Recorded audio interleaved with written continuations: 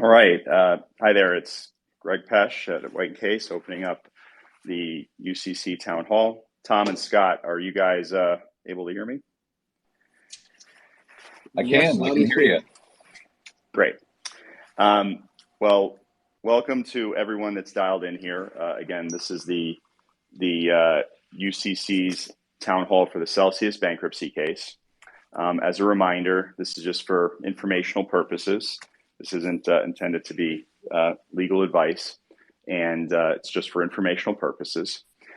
Today, we have our two co-chairs, Tom DeFiore, Scott Duffy, joining us. Other members of the committee are also listening in and may join us up here on the stage as well. We have received a number of questions before today's session. So what we're going to do is we're going to try to address some of those questions, which I imagine are very similar to what other people have on their minds here. And then we'll open it up to the floor. In terms of trying to balance our desire to be open and transparent and communicate with everyone, we're also weighing that against, just the costs of this and the fact that we frankly have a lot of other things and obligations that we're trying to advance for Celsius and the account holders today. So we're going to keep this to about an hour, but as I said, we're trying to make this a regular thing. So if you don't hear your question answered today, feel free to email us or go to the Twitter feed or the website and or to email us, and we'll get back to you as quickly as we can. And then we'll be speaking again, I'm sure, in the near future again to all of you. So just to kick it off here, I know a question that is on a lot of people's minds and that we've gotten a lot of questions about, Scott and Tom, go to the transfers that were listed on the recently filed schedules and statements. Scott, why don't I hand that to you to give a perspective about how we're looking at those. And in particular, I know a lot of people are asking, why aren't there lots of lawsuits being filed immediately? And why aren't there more lawsuits being filed? Why don't you why don't I hand that to you to take that? Thanks, Greg.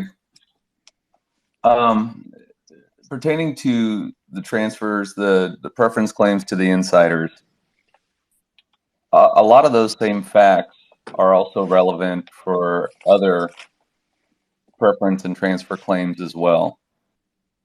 If we approach this in a piecemeal approach, then we may kind of tip our hand a bit and weaken any future litigation attempts. In addition to the cost will be more if we don't do this all at once. And maybe just to build on that, I think from the advisor's perspective, we're very aware of how expensive this process is. So and how important it is to get recoveries out sooner than later. So what we're really trying to do here is shorten the process and reduce the costs and get you the most value at the end. And like Scott said, that we're now, how we feel about that is that we do all of the different claims and lawsuits that we're investigating, pursue those all at once at the end of the bankruptcy versus now, so that there isn't, many different trials going on, lots of people running around, billing the estate. And we have, most importantly, the best chance to get the highest recovery for you. And I mean, we saw those schedules and transfers the same as everyone else. So please know that we are aware of these amounts. And just because you're not seeing these actions one at a time doesn't mean that they aren't potentially coming. Right. Okay. So, and I'm sure people have other questions that we're going to have later in the day here. But why don't we can kind of go through a few other questions here. Another hot topic that we've gotten a lot of questions about is the Key Employee Retention Program, or the KERP. The debtor is seeking to establish a $2.8 million program for 62 employees. There's a hearing coming up. The creditors committee filed a statement. Tom, I know this is a question that's important to a lot of people listening today. Why don't you talk a little bit about how we looked at that and what our thought process was in terms of our response there? Yes, sure. Thanks, Greg. I just want to, for those who don't know, that it's called the CURP program, and it's basically the program is to prioritize the retention of key employees currently at Celsius, and there's obviously people who are waiting for their coins or seeing money go out to current employees. It's not a good look, and it doesn't sit well with a lot of people. But it is necessary because there's a lot of due diligence requests that haven't been performed yet, and to use these employees that are there, if we didn't have them, we'd be relying on advisors whose fees would be much more than these CURP costs would be at the end of the day. So we felt it was necessary to give these employees a benefit to retain them for a certain period of time, and they receive a bonus up front, and they receive a bonus at the end of that retention period. If they were to leave any time after the initial payment, they'd owe a prorated portion back. So we felt it was necessary. And Greg, I don't know if you want to add anything to that. No, I think that you hit the nail on the head. I mean, look, like I said a moment ago, we're really trying to speed up the process and reduce the costs. And if this company is just the being in bankruptcy and all that is going on, unsurprisingly has caused a lot of angst among employees that are really important for getting us the information we need to get out of bankruptcy. And if those people were to walk out the door, the process would be slowed down, and we would need to the company would need to fill those roles with advisors like from Alvarez or other consultants. And that's just simply very expensive, as you know, because the fee applications are now starting to get filed on the court docket. So this was the tough call, as Tom said, but we think in the circumstances here, it's the right call. And I just, I don't know if the statistics got out there, but at the beginning of the year there were 900 employees, right, Tom? And I think now we're down to under 300, high twos, and this program is really targeted at about 62 people of that pool that we really wanted to make sure didn't walk out the door for the opportunities that are out there right now. Yeah, and then another point is the employees are a very valuable asset of the company. So depending on which direction we go and what value proposition is highest, you're going to need employees at the end of the day to go in either direction that we're looking at going. Right. So this will come up at the hearing on Tuesday. I'm sure that there might be some other questions today on this, but another big topic that we've been really getting since the case started, but it's really accelerated in the last couple of weeks, goes to this exclusivity period. The company has 4 months where it has the so-called exclusive right to run the restructuring. That period is going to wrap up in the middle of November. It's expected that there's going to be a court hearing in early December about whether to extend that period. We're getting a lot of questions about it. We've talked to a lot of people about it. But Scott, why don't I let you talk a little bit about our perspective on that, and Tom and I can also share some thoughts, because I know there's a lot of questions we're getting about it. Well, we haven't made any decisions on exclusivity just yet, but something I think people need to be mindful of is presently exclusivity functions as a shield. And I don't know if everyone on here has read those preferred equity motions about dollarizing claims and seeking their own committee. But right now that's something that's really the top of our minds for it. And we're having regular recurring dialogue, meeting with Chris Ferraro, and for as long as we can have input on a restructuring plan going forward, I think that it's something that we would consider, because we're making progress and we feel protected. But again, just to sum it back up, we have not made any decisions about it. Right. But I think the word you use there, shield, is really important. As challenging as it is for everyone who's listening that has their coins and their tokens tied up at Celsius, we're trying to protect those coins and those assets. And exclusivity right now is a way that we can protect it from the preferred equity and other parties that don't have account holders' interests at heart from commandeering the bankruptcy process for their own ends. And that's a really key concern for us. And in addition, other than the preferred equity, we just want to make sure that if exclusivity were to end, there isn't a torrent of sort of unsubstantiated and not actionable reorganization proposals put out there, because all of those would require the committee and others to respond to them. And that would just take up a lot of time. And again, extend the process, make it more expensive, and not help the account holders.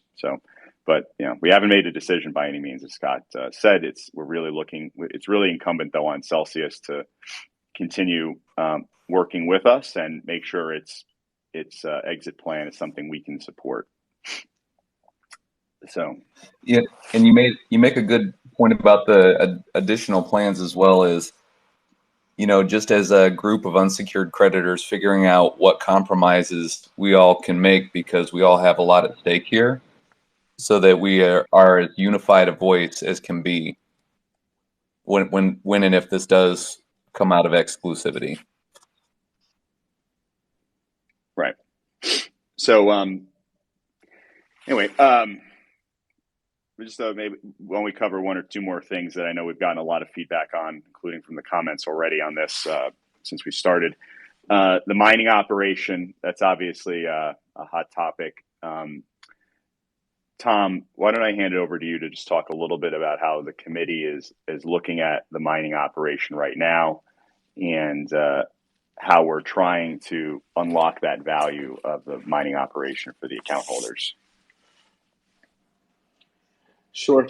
First of all, I just want to mention we did get a chance to we visited the mining sites in Texas. We got to visit 4 of the actual hosting sites that we are in control of the hosting operation. Some of them were in the process of being built, and some of them were up and running at full capacity.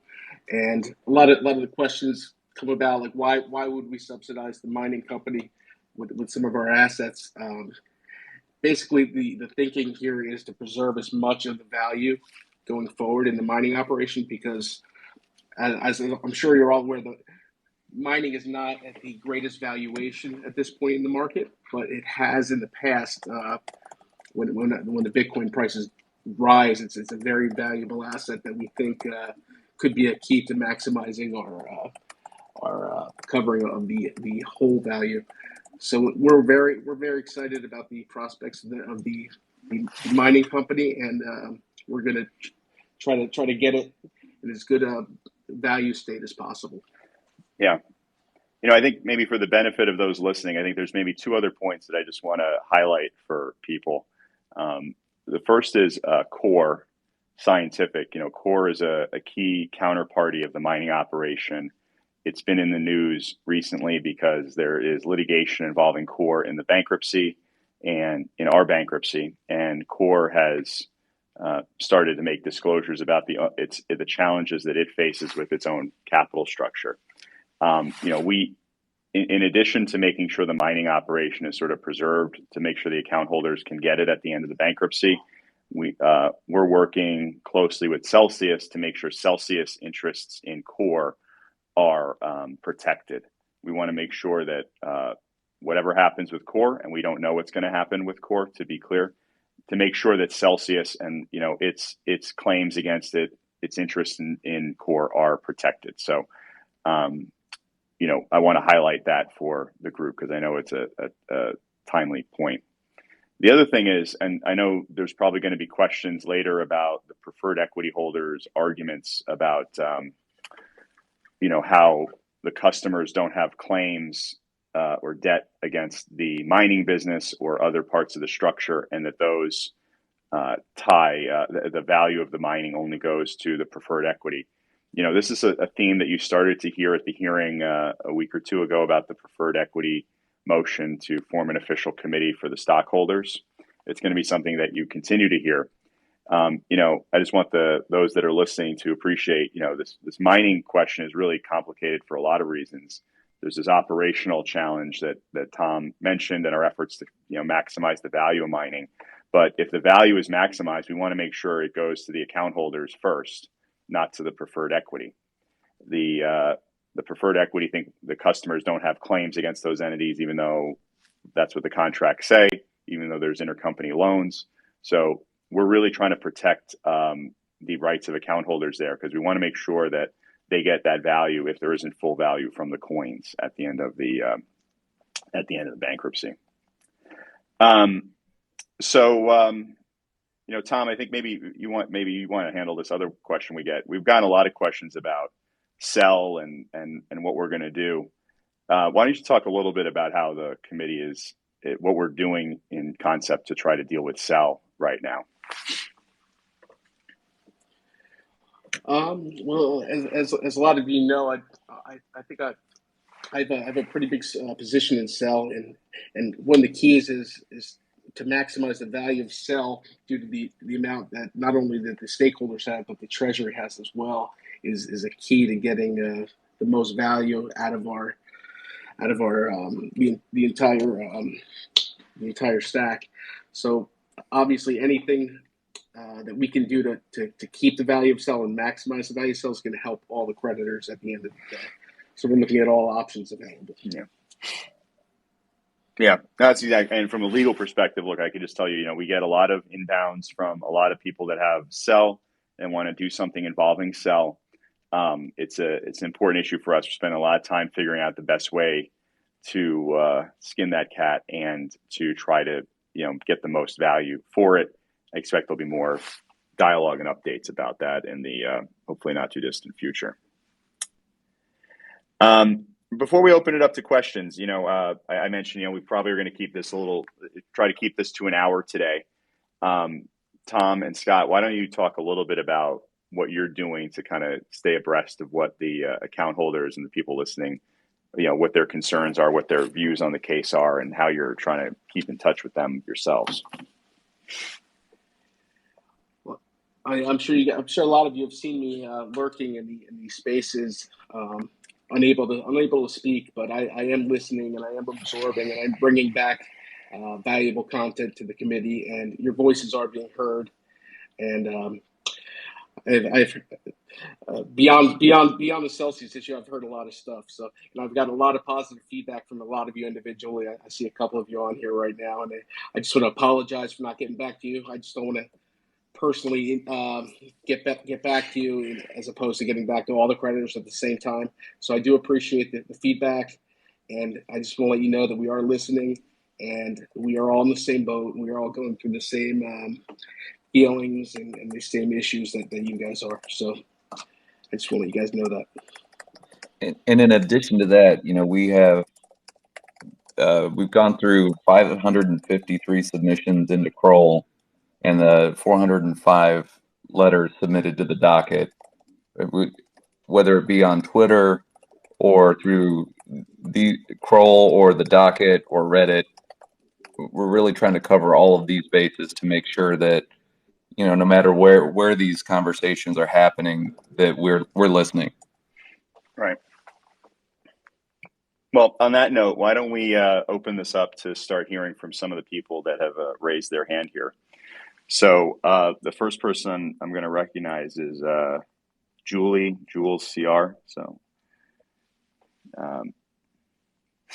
So Julie, you're on now. Why don't you ask your question and then introduce yourself.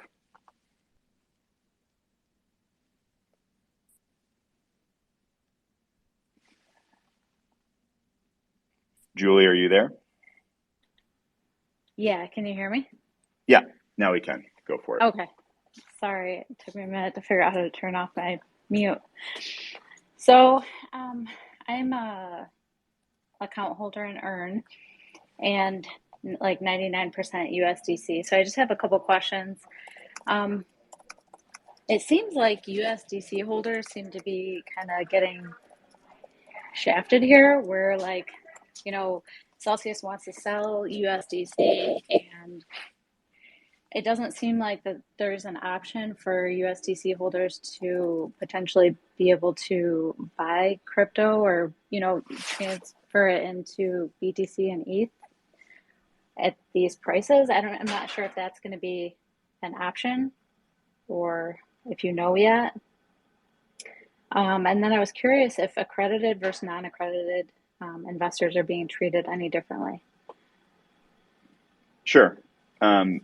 These are a little more on the legal side, so why don't I grab these and try to address them. So in terms of the state, you're referring to the motion to sell stablecoin to fund the case. You remember at the beginning of the bankruptcy, the Celsius was talking about getting a DIP finance loan from a bunch of investors that we thought was pretty expensive, secured by the mining operation. We told Celsius that didn't seem like the best way to get money if they needed money. Since then, they found a lot of money and cut costs, et cetera. So the need for financing to run the bankruptcy has gone down. Celsius has come to us and asked for us to support their request to sell stablecoin, including USDC. And we put a pleading on the docket about this last week. Where the committee stands right now is, look, if the company needs money, and if it needs money, it needs to get the money. We've said that we want it to be as inexpensive as possible, but that's sort of putting the cart before the horse. It's important in our view to make sure that the company actually has an interest in the stable coins, just like any other assets in Earn. There's a debate about whether the company owns those or Julie, like you and other holders, whether you own those coins. So we need Judge Glenn to make a ruling on that issue first before anything gets sold. And we put that out there. In terms of the what happens to the holders, we've also said that we want to make sure that you get protected in some way for whatever happens with the stable coin. So long story short is we think that the company has to put on give us a lot more information and give the court a lot more information before they can sell, before they show that they need the money, and then that selling stablecoin makes sense because they own it. So we're going to hear more about that on Tuesday at the court hearing. So right, but they're more USDC short than anything else. So I don't know if that's going to affect USDC holders or if everybody's being treated equally. If it's a good question. I think this is going to be something that kind of gets figured out more in the bankruptcy in the near future. But if the company owns USDC, so it's their property and you just have a claim, we're not aware of a reason that USDC would be treated differently if then the company also owns other coins like Bitcoin or ETH or Dogecoin or what have you, any other coins on the platform. We're not seeing a reason right now that people would get treated differently, but it's kind of an early stage for that kind of determination. So are they stating that they own crypto, but it's not clear that they own the stables? No, the company's position is that they own all of the crypto, including stables. Okay, but we've said we need you to, put up your evidence, show us the case. You just can't assert that. You need to put on your evidence for Judge Glenn. Okay, so. And then any thoughts on accredited investors versus non-accredited? Yeah, it's a good question. I wish I could give you a better answer, but this is something we're spending a lot of time on. I don't think we have a position or kind of formal view on like how they get treated differently or not in the bankruptcy, but we want everyone to get as much as they can, and whether they're accredited or not. But we don't have an answer on how they might get treated differently, if at all, in the bankruptcy. So Okay.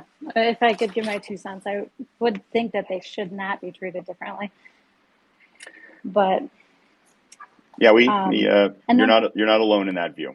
So anyway, okay, and we have a because bunch of others. Yeah. the timing of that was just so suspicious that they wanted people to get accredited right before filing bankruptcy, so to be, to see those people get shafted. Well, I mean, we're gonna go to the next speaker, but I appreciate Julie you speaking here today, and we'll just reach out if you have any other questions. But just to let as many people speak today, we're gonna go on. All right, so the next person I'm going to recognize is Celsius Loans. All right, so Ronan or whoever's running it today, you have the floor. Why don't you introduce yourself and ask your question? Hey, thanks, Greg. Thanks, Scott. Hey, Tom. It's good to finally hear from you. Yeah, we run the Celsius Loans ad hoc, retained by David Adler, about 12,000 borrowers looking to get back 28,000 Bitcoin and 135,000 ETH. We want to be able to do that, whether it's in a Celsius reorg or with an outside bidder coming in, being able to bid on the loan book. Obviously, all of those discussions are ongoing. Greg, I appreciate you addressing the exclusivity. I mean, I totally understand from Celsius's perspective. I mean, if I was David Barse or Alan Carr as a director in charge of the restructuring, getting I got to check my notes here, $107,000 a month and $77,000 a month, respectively. I mean, I would personally want to extend that exclusivity out as long as possible. So, yeah, we'll stand by for that Celsius standalone reorg. And if it's going to be viable, you guys obviously have more understanding of that than we do. Are you working at all with David Barse and Alan Carr in terms of that restructuring? And then what efforts have been made either by the debtor or by the UCC for all of the tax consequences for any of these either standalone plans or future NewCo plans? Thank you. Sure. Thanks, Ronan. Well, Scott or Tom, why don't you address the first part about what kind of engagement we have with David and Alan and the special committee, and I'll take the second part about the tax. I can take that. So I haven't spoken with David and Alan directly. As I understand it, those are the two directors that are in charge of the bankruptcy. But we have been in conversations with Chris Ferraro. We speak weekly, sometimes more than that, and part of those discussions will be about a NewCo plan and a reorganization. And so, but as far as I can't speak on the tax implications. We haven't seen anything substantive enough to really have a view on that. Yeah. But for more color, I'd turn that over to Greg. Yeah, sure. So thanks again, Ronan. Yeah, so there's no confusion. So yeah, the special committee of Celsius Network Limited, two directors, David Barse, Alan Carr, they're on the special committee. They're running the restructuring. They are actually on a bigger board of directors where Alex Mashinsky sits. But as I mentioned, the special committee has the full power of the company for the restructuring. I've personally met with Alan and David, but really more regularly we speak with their advisors, Kirkland and Allison Alvarez, we talk to them, many times a day about what's going on in the case. There's a lot of issues we agree on, but there's a lot that we don't see eye to eye on. We talk about these issues like every day, and we're trying to find where there's consensus so we don't have more delay and cost. On the tax stuff, it's a great question. We have a tax working group between White and Case and Kirkland and Ellis. In fact, we convened yesterday to talk about tax issues. The tax issues involving the borrowers are one of the more complicated, tricky questions that we're trying to unpack. Depending on the transaction structures that might ultimately be put out here, there's there's a lot of different ways it could go. So we know how important the tax treatment is for the borrowers in particular, and we're going to keep working on that. And I just in addition, because you might see bills filed for their tax advisor. I know Kirkland has a tax advisor. We might also be engaging one as well. But the loan borrower issues are really sort of driving those tax issues in a big way. So anyway, we appreciate your question today, and I know we'll be talking again here soon, hopefully. Yeah, thanks, Greg. I appreciate it. Thanks, Scott, and thanks, Tom. All right, so for our next person here, Simon Dixon, I'll recognize you for next.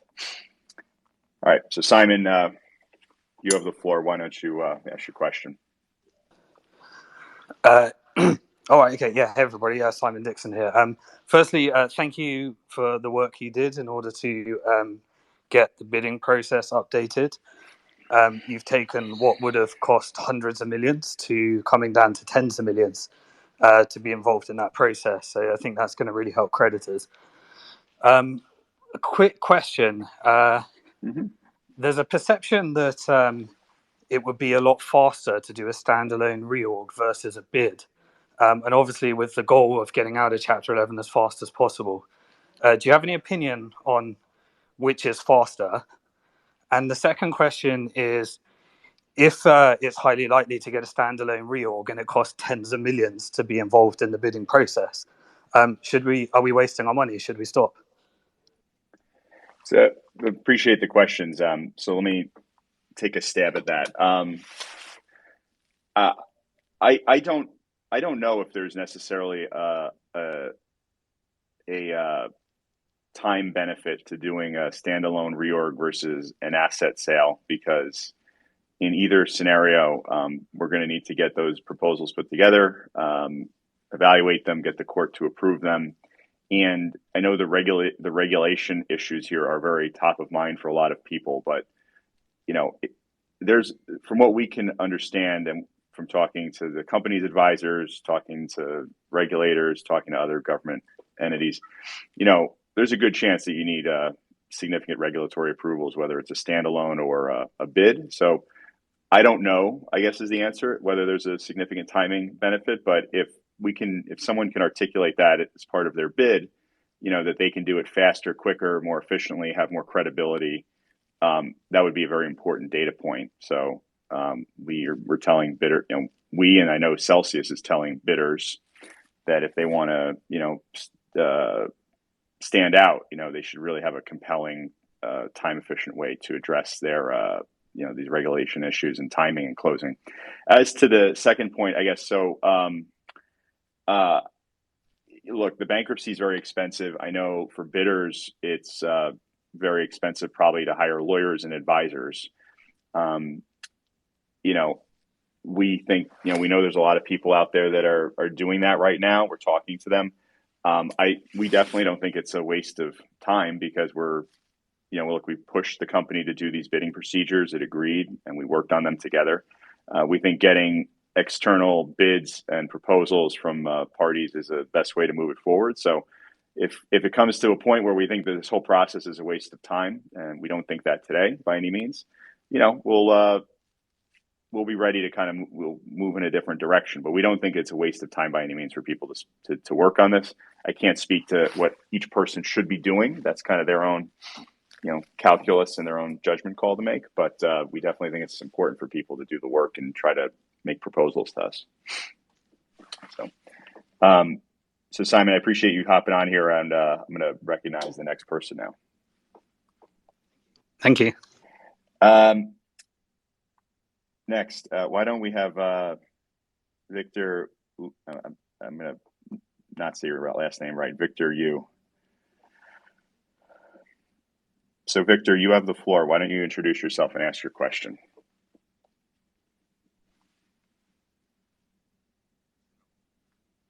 We do. Good afternoon. Filed by Oren Blonstein regarding the custody and withhold issues. reading the declaration, my view is that earned funds were used to pay some of the custody withdrawals. What are the UCC first thoughts on that declaration? Thank you. Thank you, Victor, for your question. We are, as everyone knows, we're in the midst of a very complicated litigation involving custody and withhold. So I can't speak to specific, thoughts that we have, but I can say that we reviewed that declaration very carefully. We're continuing to look at it, and the questions you raised are some of the many questions that we're looking at to get ready for that trial that's going to be happening in the coming weeks and months. So it's definitely top of mind, what he is in that declaration and the things that you said that we've been reading about.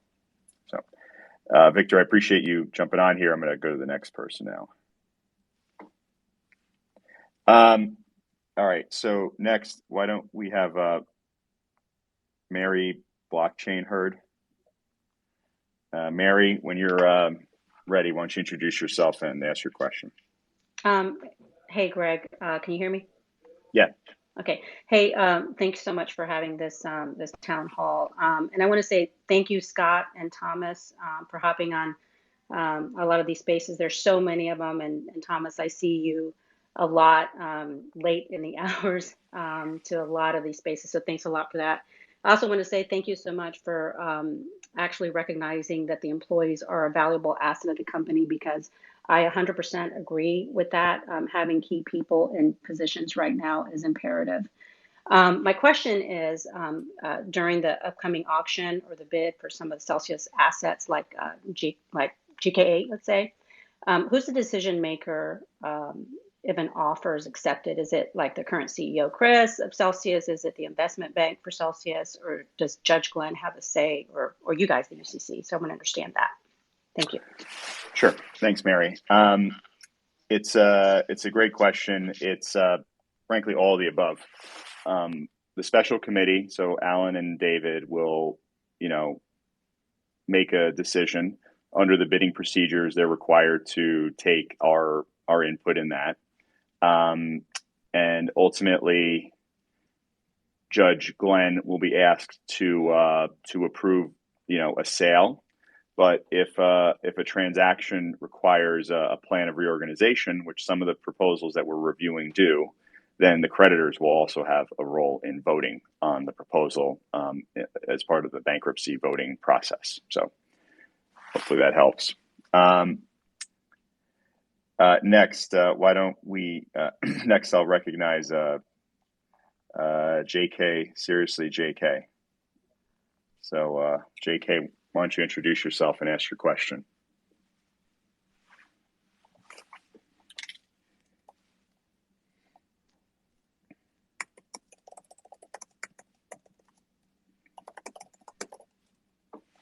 All right, we might have lost JK there, so we'll go to the next person.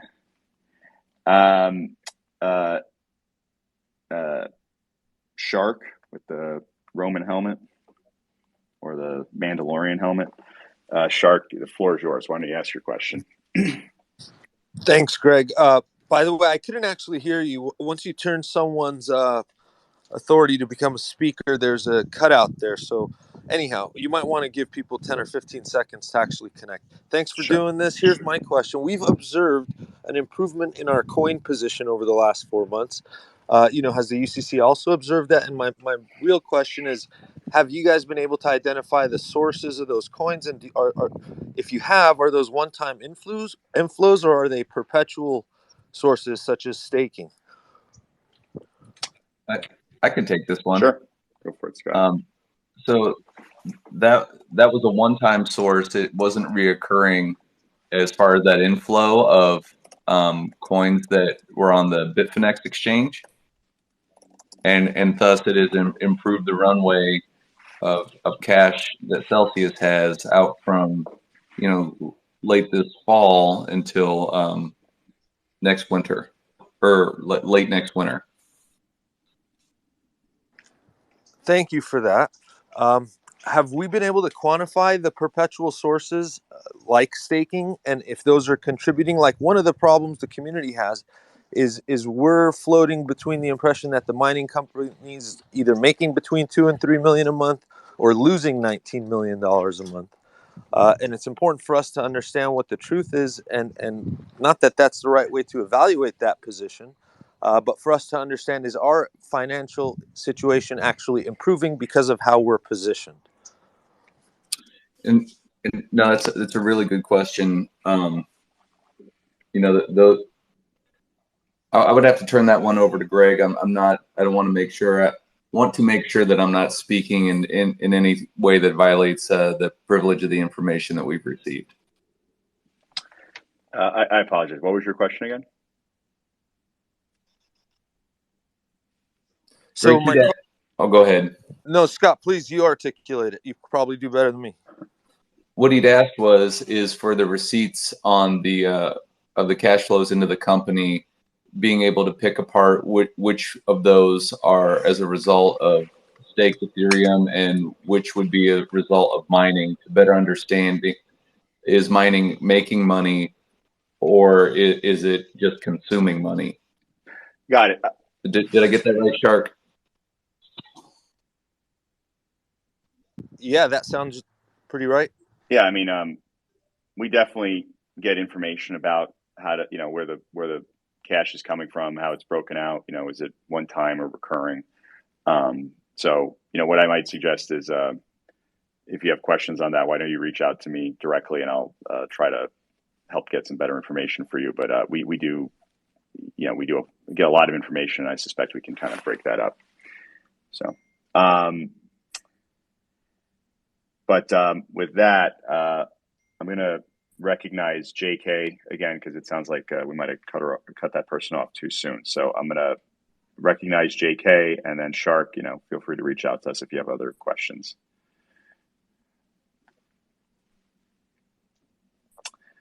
All right.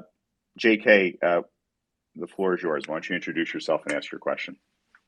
Hey guys, I'm a non-accredited UX user. I wrote these down.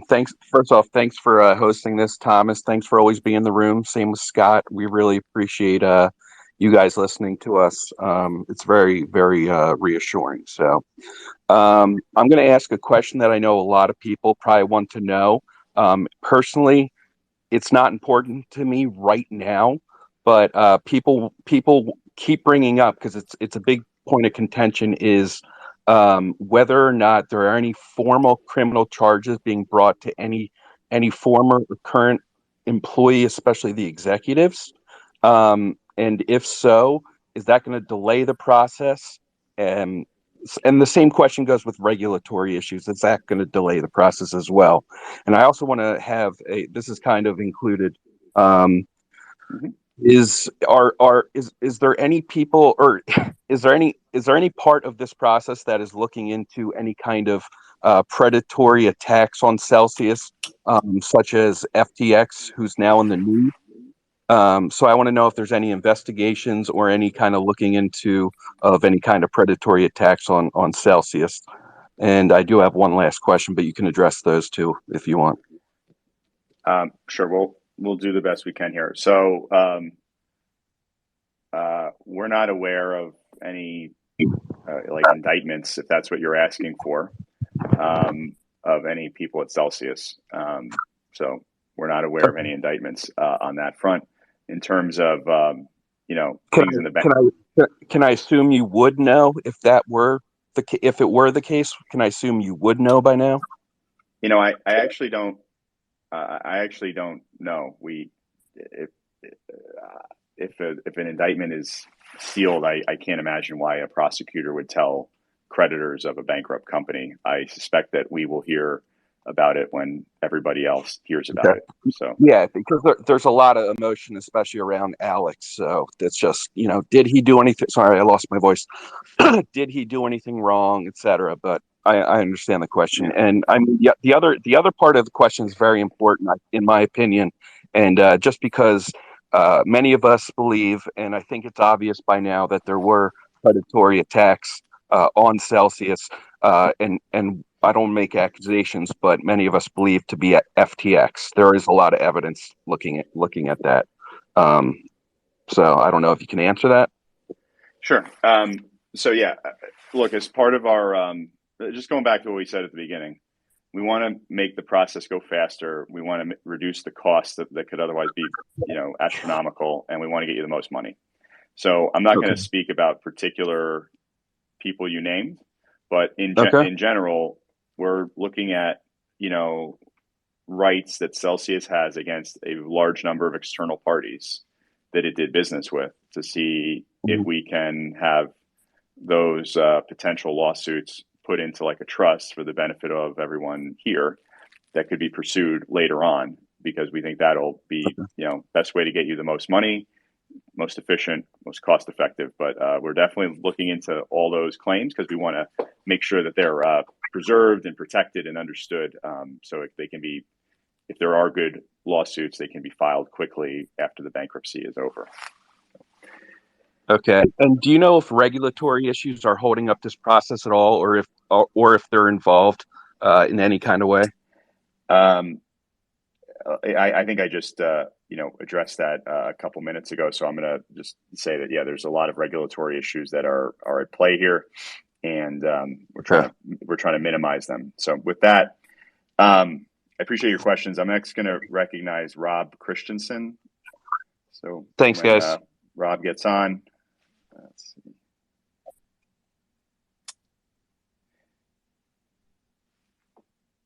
Okay. Can you guys hear me?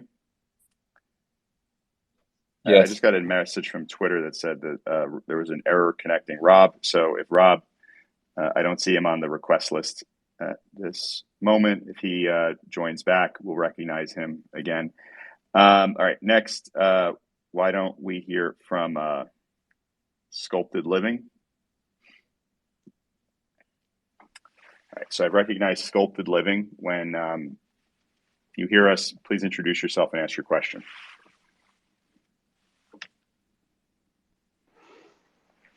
Hi, I was curious about the Flare token airdrop, if there was any discussion around how that was going to be handled, or if you guys were aware of it to come in I guess in the coming weeks, it's to be distributed. So I was just curious about that. Yeah, it's definitely on our radar. Scott or Tom, I might defer to you if you have any more specific information, but we are aware it's out there. We were going to prepare some communications for the community about it as we get some more information. But Scott or Tom, I'll let you jump in if you have anything else you want to share in the meantime, but we're definitely aware of it. I know that one of the associates at White & Case has taken this and quantifying the scope of the airdrop and identifying its location and then determining what to be done about it. Is that, Tom, is that your understanding as well?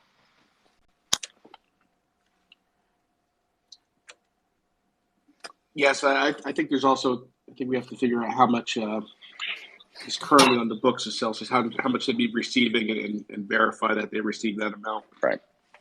Yeah. So with that, we appreciate you jumping up here. I'm going to try to recognize Rob Christensen again, and appreciate you asking your question. So Rob, when you hear us, why don't you introduce yourself and ask your question?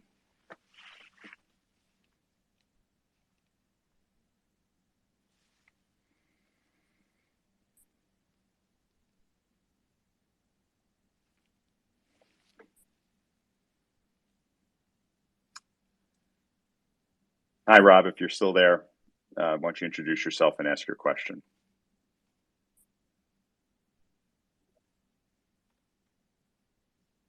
Hey, Greg. I think Shantae can address this. She's here in the room. The Flare airdrop. Sure. Shantae, you're a speaker now too. Looks like we lost Rob Christensen again. So Shantae, if if you want to address the Flare airdrop in the meantime, before I recognize someone else, why don't you do that?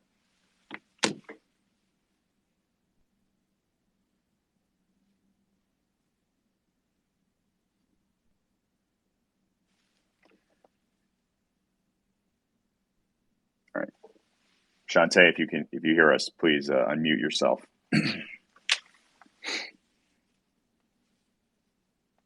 All right. Just to keep this going, we'll come back to the airdrop in a couple minutes. In the meantime, why don't we do Alexander ADA 120 480? So Alexander, when you hear us, please introduce yourself and ask your question.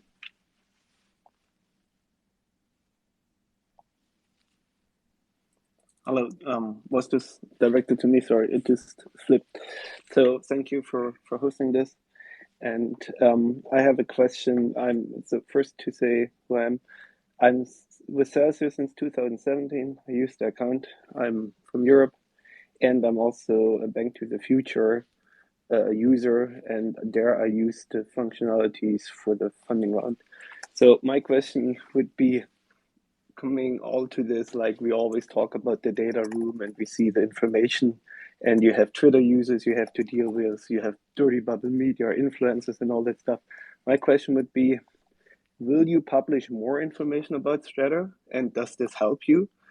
I mean, you see as a community what we can do with this data, if it's movement types or stuff, but the question is, does it help you in your case, because the case is also moving so fast?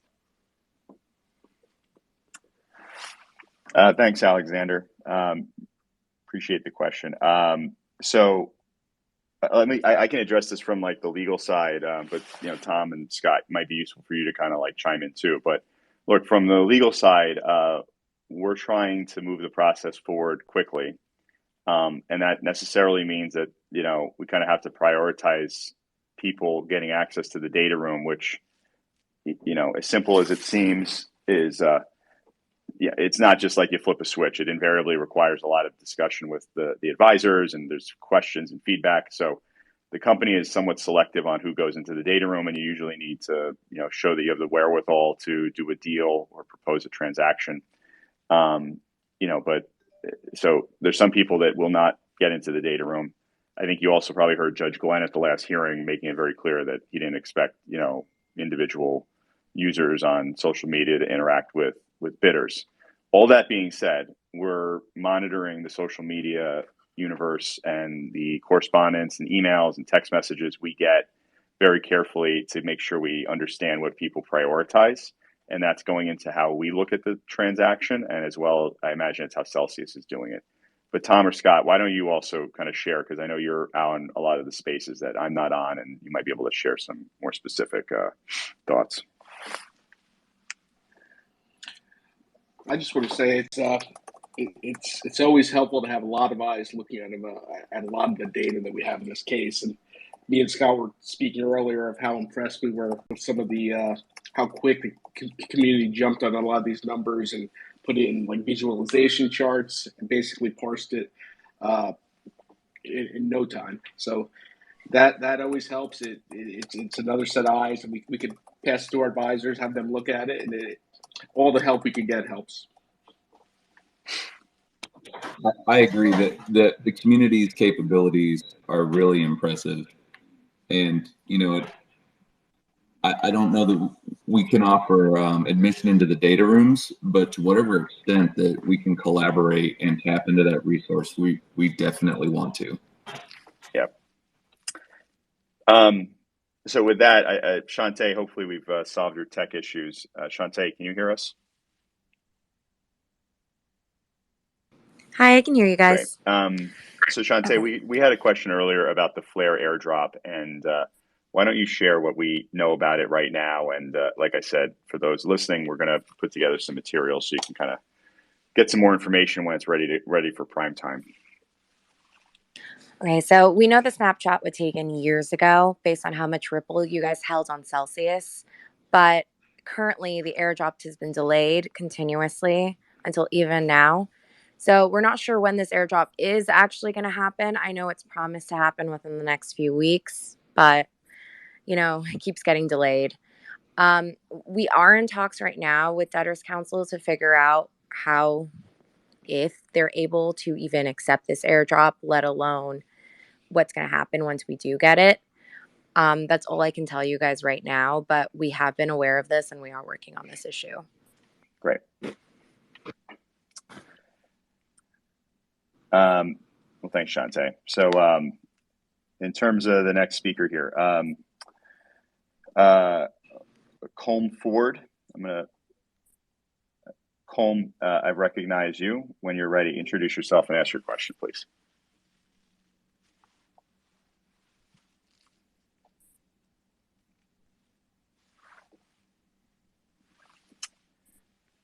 Hi, Colm. If you can hear us, please introduce yourself and ask your question.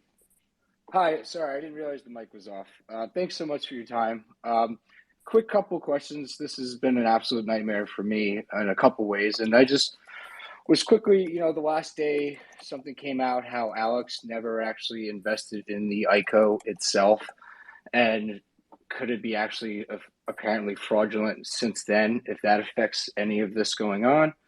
Second question I had was, it was heartbreaking for me that month when things got paused and I had 2 of my Bitcoin liquidated that I've had in there for years, and there's nothing I could do to close it out. It was really, so hearing about the possibility that could be possibly reinstated, the loans, if that's a strong possibility or even on the table with some of these plans, because I'm sure that the people in that group are very eager to hear if that's going to be also a tax nightmare come the spring.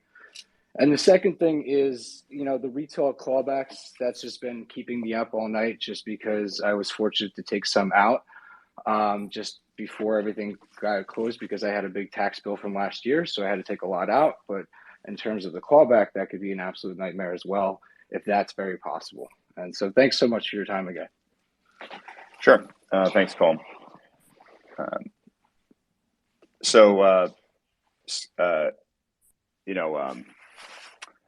Maybe just quickly from me, and then Scott and Tom, I know, might have some views on this stuff as well. The committee is aware of how sensitive the clawback issue is. It's we want to provide clarity on our position on that as soon as we can. That said, we're still doing a lot of work on it, and I think we need to understand what the end game is here so that we can, understand what makes sense in terms of this. As we've said many times before, it's not lost on us that a company that is pursuing clawbacks against its customers is probably not going to have a lot of customers. So it's a very important consideration that we're taking into account, because that issue will inform what kind of new business could exist and how well it might do. But Scott or Tom, I know this is a sensitive topic for you guys as well. Why don't you share some of your thoughts on it? Well, one thing I would say right off the bat would just be I believe we've published the de minimis level for clawbacks. That was, and correct me if I'm wrong, somewhere around the $7,500 level. So, I would think that would be off the table in any case. And as we said earlier in the call, really all these preference claims have to be looked at in their totality before we could make a decision on any of them. Right. Because doing it piecemeal just leads to more expense and then weakens the ability to pursue other claims. But most directly, there are no actions currently on the table for us to pursue these. We can't rule it out. Right. So,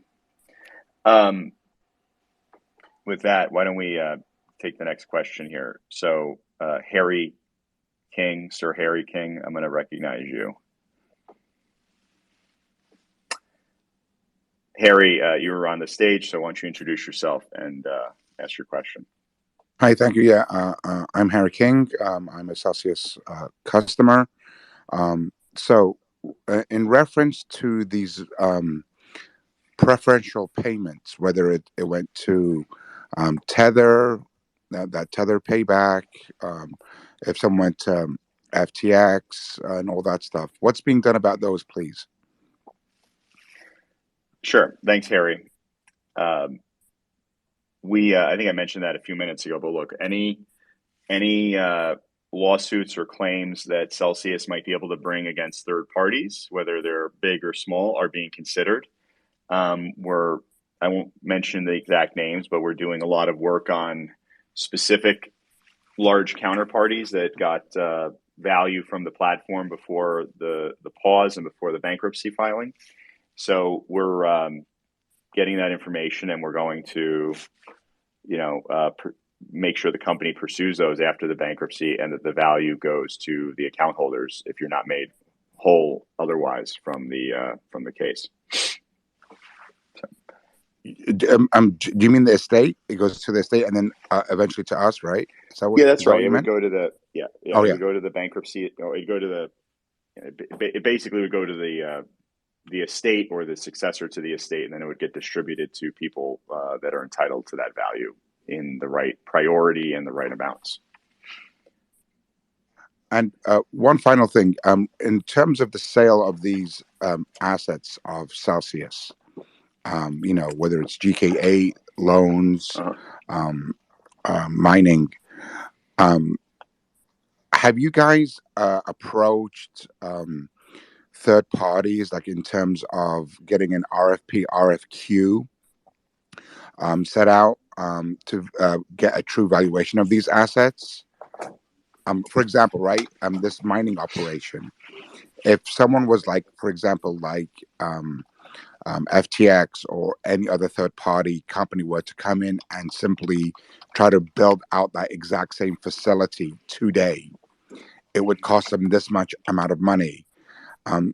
It would help that way you guys would understand that, hey, no, we're not going to accept a $500 million bid on the mining, because if said company was to come and build this facility out, it would cost them this much. Are you guys doing that kind of due diligence and sending out RFQs, RFPs to evaluate these assets at current market values? Thank you. Thank you, Harry. We're not really running like a RFP, RFQ process, but the court approved the procedures and the timeline last week. And as a result, the company is soliciting proposals from interested parties, and people are doing diligence in the data room, and there's a deadline for them to submit proposals. So we hope, and we hope that if people are interested in mining or any other part of the business, that they will be taking advantage of that and putting their best foot forward, because there is a lot of interest, it seems, in different parts of the business right now. So we appreciate your question there. The next, why don't we do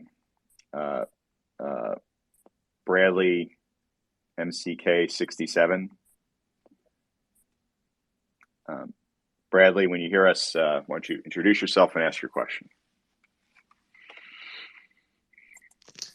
Yeah, the question I have for you guys is if you could offer a little bit more insight on what the legal requirements are when submitting a plan, whether it be an internal reorg plan by Celsius or a plan by an outsider by Simon. To what extent are people that are making a bid on this company, if they say our plan is ABC and the net result of that is you're going to suffer a 70% haircut, what prevents them at some point after, if their bid is accepted, from saying, we've changed our mind, or that didn't work, we're not going to do ABC, we're going to do XYZ, and your haircut's going to be 50%. To what extent, I guess what I'm asking is, to what extent are plans required to offer some sort of legal guarantee, to whatever extent that's possible, that this is what we are going to do if this bid is accepted? Thanks. Thanks, Bradley. The requirements to to apply, or rather to submit a bid, are in the bidding procedures that are, on the court docket that the court approved in its, its opinion this week. In general, you have to submit, you have to sign an NDA. You have to show you have the balance sheet or a financing commitment from a party to fund whatever it is the transaction you're doing. You have to show that you have experience or consultants or advisors that would be able to help you get from beginning to end and close the deal. If your deal requires regulatory issues, it's going to require you to share, your plan for addressing or not addressing those regulatory concerns. And then once the proposals are brought in, the company and the committee are going to review them. And there's a lot of different things that we're going to look at, but one of them is, I guess, the question you just put, which is, what is the assurance that it's actually going to work? A requirement for any transaction is that it's feasible, and the bankruptcy court's going to look to make sure that the new company doesn't sort of fall into bankruptcy itself soon after. So, if there's not a robust assurance of the transaction working or the payments going out or whatever is entailed actually happening, then the judge, the court, is going to have to consider that as whether to approve it. I also suspect that, if people are voting on the plans as part of the bankruptcy process, if you don't have a lot of assurance that it's going to work, I would imagine people would consider that as part of their voting decision in the case. So with that, next I'm going to recognize Bill Lomi. So Bill, you're on the stage. Introduce yourself and ask your question when you are ready.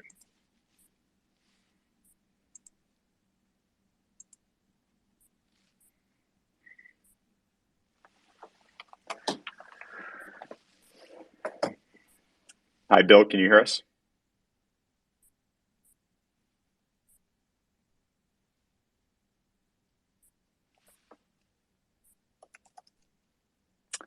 Hi, Bill. If you're on mute and can hear us, please unmute and ask your question.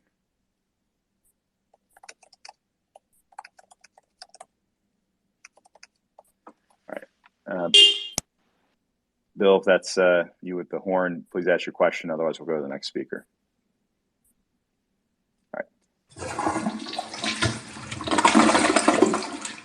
All right. Next speaker here, we'll do Cole Mastaza. All right. Cole, you're on the stage. Please introduce yourself and ask your question. I'm Colonel Mustard. Last name's Patton, actually. Just a quick question as an overview, if you wouldn't mind terribly. I think it'd be helpful for people if you could just, I don't know, maybe you guys covered this earlier. I missed the first part, but my understanding is the company, there's already an established process. In other words, the company is looking to reorganize. They're going to submit something. What is the vote like on that? Is that up or down? And if that's voted down, what happens next? Just in general terms of process. Thank you. Thanks for your question.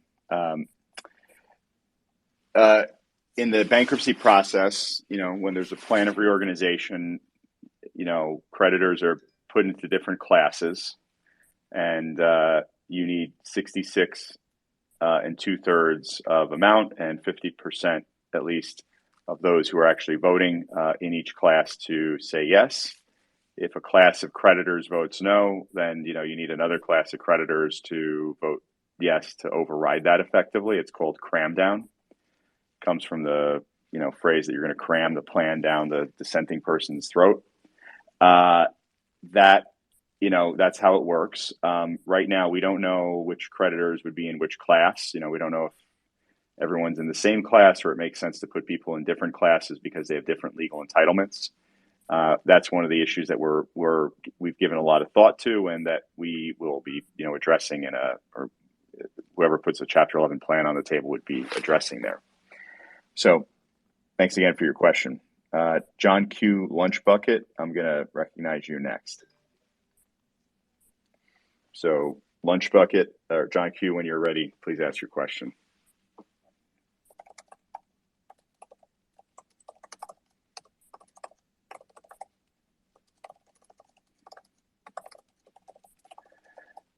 Hi, John, if you're still there, can you hear us? Please ask your question.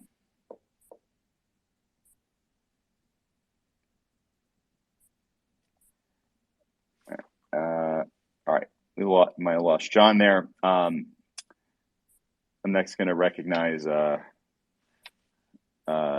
Lawrence Porter. Lawrence, when you hear us, please introduce yourself and ask your question. And I have a two-part question for you. First and foremost, I understand you're looking to be expeditious in resolving this for all parties involved. And my concern is you're asking everybody to vote, and I'd like to take a leap of faith that everybody will be voting on the same page. How do you value the numbers if you're not signed into an NDA? How do you make a vote? How do you come up with the solution other than you're going to receive X percentage of your deposits and goodwill in a new venture, as opposed to somebody who buys a piece or two pieces and just offs it with no concern for the depositors? It's concerning because you say that we're going to have a vote. You're not sure how the voting process is going to take place. I'm involved in all three of the different pots in loans, secured, unsecured, whatever. You know, it's concerning because as a depositor, I'm thoroughly convinced there aren't many bidders that are qualified to take this gargantuan task, licensed, regulated, with all of the different funding, everything that you're looking, every box you're looking to check for, to qualify for that, and what they're actually putting in, since it's not being explained to the depositors that there's this amount of equity that they're putting into the deal for the benefit of the depositors in the future. I hope that explains that question. Sure. So appreciate your question. I think maybe as a first point, there's no proposal on the table right now. I think we're asking, and the company soliciting bids from investors. They're working on their own proposal, and once that's ready, we're going to be able to look at how much, how the splits work between particular account holders and how the flow of value would work there. So I don't want anyone to get wrap themselves into a pretzel today over the thought that these decisions have been made. They're very much open. They're something we're talking a lot about amongst ourselves, and we talk to Celsius a lot about. So, and Lawrence, every member of the committee has a very meaningful amount of money wrapped up in Celsius, just like you do. It is in our interest to get a plan in front of creditors that is going to pass that vote, the very best plan. Because if we can't, I think what we risk is being liquidated, and I don't think anyone wants that. Yeah, that's right. All right, so next, why don't we do Orpheus? Wiser moments is the hashtag. Orpheus, the stage is yours.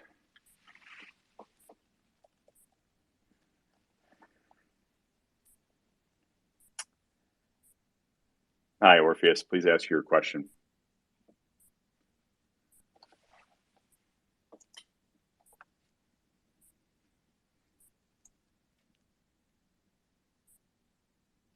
All right. We might have lost this person. We'll try to come back later if we have time. All right. So we've run over a bit on the hour, but why don't we give another 15 minutes for questions, and then, as I said before, we're around via email, social media, whatever in the future. All right, Zach, I'm going to recognize you next. All right, Zach, you're on the stage. Please introduce yourself for those who don't know you and ask your question when you're ready. Hey, thanks. Can you hear me? We can. Okay, great. A question, can you guys confirm that Celsius is working on a reorganization plan into a new co? And do you guys have any intention of tapping into the immense amount of experience and talent that's in the community to help advise on this case? I think there's a whole group of people that are ready and happy to volunteer for free in order to help this proceed in the best way of all creditors.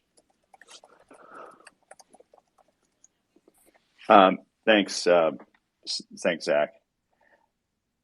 How about first up? I mean, Scott and Tom. Maybe it's best for you to for folks to hear this from your lips rather than mine. But why don't you let them know that about this is one of the topics that you're talking to Chris about and Chris Ferrara at Celsius about. But as you said, I can't confirm that is true. We are having conversations with Chris at Celsius about a reorganization. As it pertains to community participation, I mean, right now the exclusivity does belong to Celsius, but again, I think Tom and I said earlier, and it's still true, we remain really impressed at the capabilities of this community. And to whatever extent we can tap into those, I think that there's a lot of valuable knowledge here. Right. Yeah, we're definitely. I'll let Tom speak up too if he wants, but definitely the advisors are definitely, looking at everything out there. I mean, we actually have our own advisor, Kroll, that sort of is answering just dozens of questions every day from people about this, and we're cultivating, collecting all the feedback we read about on social media about the topic.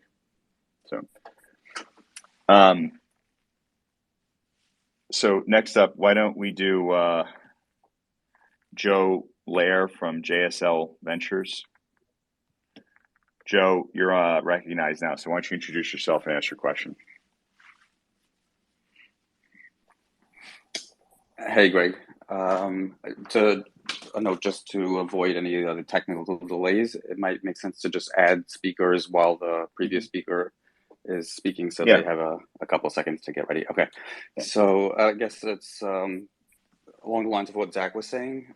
So there's been a lot of constructive conversations on Spaces regarding a standalone reorg owned entirely by us accreditors, which I think would be truly groundbreaking. The general sentiment is that financial services built on crypto rails such as Earn, where ordinary people that are suffering from their assets depreciating in value due to inflation are able to earn some interest. That idea is not going away, and as we see, a lot of financial institutions are working on jumping into this space right now.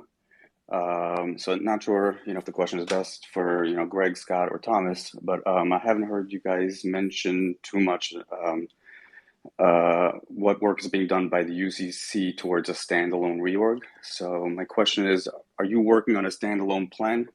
And do you feel that Celsius and the UCC may be able to work through the regulatory and financial feasibility hurdles without having to sell out part or all the assets in a bid process at a very inopportune time in this bear market? Sure. Let me hop in there, and then Tom and Scott might have some feedback as well. Like they said, we're talking to Celsius about what we think should go in a reorganization plan. And, Scott and Tom deliver that directly to Chris Ferrara. We deliver it, through the advisors, Kirkland, Alvarez, and Centerview. And we share that feedback. At the same time, we are actively preparing our own, contingencies in the event that, we don't reach an agreement with Celsius. And, because at the end of the day, it's really important for us not to miss a beat here and have any further delay. If it becomes necessary for the creditors to move forward without Celsius, we're going to be ready, willing, and able to do that, on a dime, and we're taking steps to make sure we have that. That's a really, powerful, string to pull, though. So for the time being, we're sharing that input with the company to see the extent to which it will incorporate that on its end as it works on its own proposal. That's really amazing to hear. I think that'll give us the strength to keep, working with each other and trying to, push that vision forward. Do you think that there will be feasibility issues that will be more difficult for the UCC and Celsius to overcome, as opposed to like bringing in an outsider with licensing, or is there a possibility, as you see a path forward to getting this worked through on our own? Look, I think it's really early days to kind of like say what we think all the challenges are, but we want to make sure we're trying to find structures that minimize rather than exacerbate regulatory or other challenges here, to make sure we can kind of move quickly and end this process as efficiently as we can. Awesome. Thank you very much for all your work. All right. Next up, I'll recognize Inside Crypto. So again, Joe, thank you for your time today, and I'm going to let you off the stage. And Inside Crypto, when you hear us, introduce yourself and ask your question.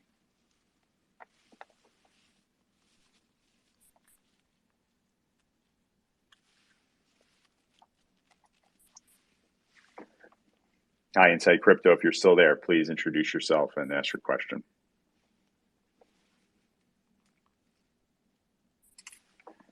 All right. Next up, we're going to recognize, we have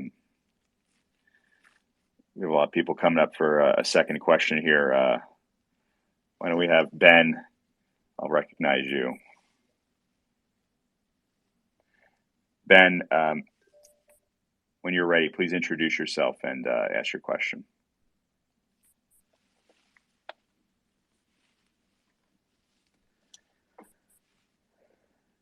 All right, Ben might have dropped off here. In the meantime, Phil, Firebrand 57. Phil, when you hear us, please introduce yourself and ask your question.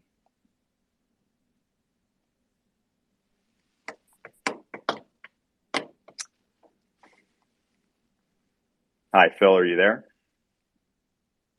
Hi, this is Phil. Can you hear me? Yes, loud and clear. Hi. Yeah, I probably missed the start because life gets in the way sometimes. But so if this question has been asked, I apologize. I just wanted to ask you, with exclusivity, the period is coming up in November when it ends, and Celsius are going to reapply for further exclusivity. Is that from a creditor, from a cell token holder like myself? Is that a good thing, or is that a bad thing? For Celsius to extend exclusivity, I think, we talked about this a bit at the beginning, and I'll let Tom and Scott jump in too, but we haven't made a decision. We're weighing the pros and cons of extending exclusivity. Standing here today, there's a lot of benefits to having at least a limited extension, because we don't want the case to be sort of tied up by plans that don't have the right backing and thought put into them. And we don't want, the same way, we don't want adverse parties like the preferred equity holders who don't want to give account holders anything to sort of commandeer the bankruptcy process. At the same time, it's incumbent upon Celsius to continue to engage with us and to respond positively to our thoughts on the process. So if Celsius doesn't do that, while exclusivity is a really great shield from keeping the preferreds and other parties that don't have your interests at heart from getting in here, if Celsius itself is not doing what we need, that's something we're going to consider seriously to make sure we can kind of keep moving the case forward quickly and efficiently. Okay. What does limited exclusivity extension mean? I mean, what people are worried about is 18 months or something of exclusivity. What would be a limited extension? I'm just saying, we're not saying that exclusivity should be extended at all, and we're not going to be supportive of just open-ended blank checks here. So I think it's a dynamic process. We're still talking to Celsius. We need to see what they plan on doing with an extension, and if they are going to do what we want them to do, that'd be something we would openly consider, but if we have a roadblock or impasse, then, we want to move the case forward quickly, and we will take what steps we need to. Brilliant. I think that's well said, Greg. Yeah. Thank you for that. No problem. So, with that, we went a little bit over our hour here, but we're about 90 minutes in. We appreciate everyone joining us today. I think we got through a good number of the questions. As always, if you want to ask us anything further, reach out on Twitter or Kroll or email or call us, and we'd be happy to talk to you more. And with that, Tom and Scott and Shantae in particular, thank you so much for joining today. Thank you. Thank you, everyone, for making time to join us today. Yep. Oh, hey, Greg, before we hop off, yeah. I know that we had some additional information that we were going to share with the community to try to get in front of some of these things. Can you let people know where they can find that? Yeah, that's right. So today we're going to post some information regarding this week's court decisions on the Twitter feed. They're already on the Kroll website, and moving forward, we're going to have regular, hopefully every week at least, updates on kind of what's going on, so you can kind of efficiently review the case and the updates. And we're going to try to summarize in layman's terms what is going on for account holders. So thanks for flagging that, Scott. Yeah, anyone who's been keeping up with the Stretto feed knows that this is rather time consuming. So if we can just take some of the burden of staying up to date off the community's plate, because everybody's got lives and jobs and everything they got to take care of, we want to do that because we know people are interested. Yep. All right. Thanks again. Thanks again for joining everyone today. Thank you, everybody.